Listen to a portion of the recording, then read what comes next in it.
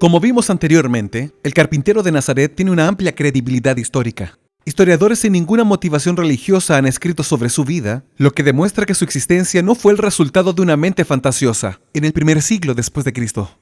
A pesar de esta confirmación, la fe cristiana no se basa solo en la vida de Cristo, pero especialmente en su resurrección. Tal como lo afirmó el apóstol Pablo, si Cristo no ha resucitado, vana es vuestra fe. No todos los días vemos a alguien que haya regresado de entre los muertos después de 3 días en la tumba. Para los críticos del cristianismo, la resurrección de Cristo es tratada con desprecio y sarcasmo como lo hizo Richard Dawkins. En Twitter, él comparó Frankenstein, zombies y Jesús. A continuación veremos las evidencias de que la historia de la resurrección no puede ser tratada como los cuentos de Mary Shelley, la autora de Frankenstein. Evidencia número 1. Después de su muerte, Jesús fue sepultado en una tumba adquirida por José de Arimatea. Esta información es importante porque demuestra que el lugar de la sepultura de Jesús era conocido en Jerusalén. No solo eso, sino que también por el anuncio de la resurrección, que no tendría sentido si el cuerpo aún estuviera en la tumba. Al ser un prominente miembro del Sanedrín, el tribunal supremo judío que condenó a Jesús, José de Arimatea difícilmente sería un personaje inventado por los cristianos, que en el primer siglo después de Cristo todavía tenían amargura en relación al Sanedrín. Evidencia 2. El domingo después de la crucifixión, la tumba en la que Jesús fue sepultado fue encontrada vacía por un grupo de mujeres que lo seguían. Un lector moderno de las Escrituras debe tener en cuenta el contexto en que fue escrito el Nuevo Testamento. Según nos informa el historiador judío Flavio Josefo, la mujer no podía ni siquiera ser testigo en un juicio.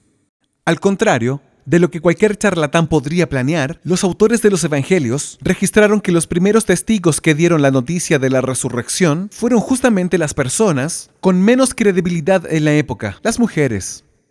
Sumado a esto, una lectura rápida en el capítulo 28 de Mateo muestra que incluso los discursos de algunos judíos para encubrir la resurrección sugieren que la tumba estaba realmente vacía. Según su propia versión, el cuerpo de Jesús había sido robado por los discípulos. ¿Por qué inventar una historia así si el cuerpo se encontraba todavía en la tumba? Evidencia 3. En varias ocasiones y circunstancias, muchos individuos y grupos de personas presenciaron las apariciones de Jesús después de su muerte. En 1 Corintios 15, 3 al 7, Pablo cita un antiguo credo cristiano que debe haber sido producido luego después de la resurrección. En este texto, el apóstol menciona que Jesús se le apareció a Pedro, a los 12 apóstoles, a más de 500 personas y a Santiago. Ante una afirmación tan extraordinaria como esta, algunos sugieren que las 500 personas deben haber tenido una especie de alucinación. Otros incluso argumentan con uñas y dientes que los discípulos de Jesús habrían utilizado hongos alucinógenos. Que alguien pueda tener alucinaciones no es algo nuevo, pero no hay ningún registro psiquiátrico de cientos de personas que hayan tenido la misma alucinación en el mismo lugar. Sin esperar que sus lectores solo creyeran en su palabra, Pablo dijo que la mayoría de estos 500 hermanos que vieron a Jesús después de su muerte aún estaban vivos cuando escribió la carta a los Corintios. En otras palabras, dijo lo siguiente: si ustedes no creen lo que digo, vayan a preguntar a los testigos oculares. Evidencia 4. Los primeros discípulos creyeron en la resurrección de Jesús a pesar de tener motivos para no creer. William Craig, uno de los principales investigadores de la resurrección, profesor de teología en Estados Unidos, resumió el argumento así.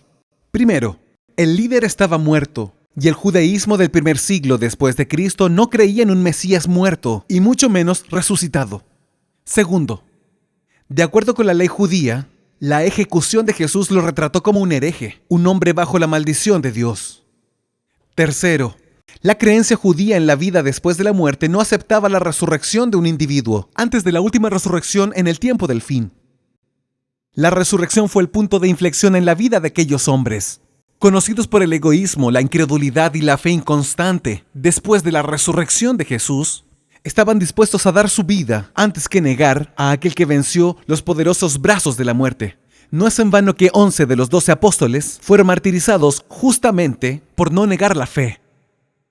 En una conversación privada con Billy Graham, mirando las ruinas de Berlín, Konrad Adenauer, el canciller que reconstruyó Alemania después de la Segunda Guerra Mundial, dijo lo siguiente: Señor Graham, sin contar la resurrección de Jesús, no conozco ninguna otra esperanza para el mundo.